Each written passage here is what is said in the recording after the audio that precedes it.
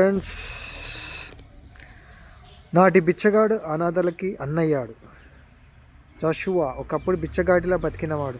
చింపిరి జుట్టుతో, చిరిగిన బట్టలతో, ఎండిన డొక్కలతో, ఆకలి నిండిన కళ్ళతో రైల్వే స్టేషన్లో తిరిగినవాడు.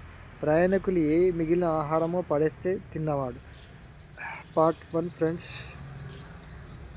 రైల్వే పోలీసులు లాఠీ దెబ్బలు చూసినవాడు. వినుకొండ దగ్గరలోని బండ్ల మోటు అనే గ్రామం జాషువాది. తల్లిదండ్రులు ఇద్దరు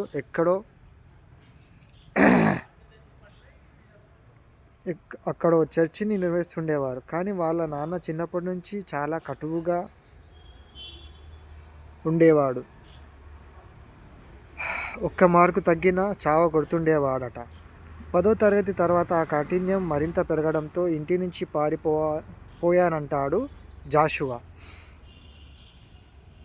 నాకు దొరికిన ట్రైన్ ఏదో ఎక్కేశాను. కాసేపటి తర్వాత ఆకలేసింది. అందులోనే అనాథ పిల్లల బిచ్చం ఎత్తడం చూసి నేను అలాగే చేశాను.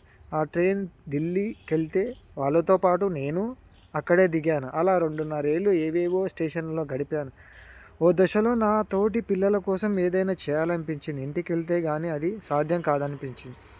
అది బలమైన నిశ్చయంగా మారడానికి ఓ సంఘటన కారణమైంది. అదో వర్షాకాలం. వరుసగా 3 రోజుల పాటు ఏ ఆహారము దొరకలేదు. వెతగ్గా ఓ చెత్తబుట్టలో పాత బ్రెడ్ ప్యాకెట్ కనిపించింది నాకు. దాన్ని తీసి ఒక ముక్క నోట పెట్టానో లేదో నా చుట్టూ 4 పిల్లలు మూగారు. నాకన్నా చిన్నవాళ్ళు, నాతో పాటు పస్తులున్న వాళ్ళు. నాకు చాలా కన్నీళ్ళు ఆగలేదు. చేతిలో ఉన్న ప్యాకెట్ వాళ్ళకి ఇచ్చేశాను. ఆ క్షణమే ఇంటి దారి పట్టాను అని గుర్తు చేసుకుంటున్నాడు జాషువా. Part 1 completed. పార్ట్ 1.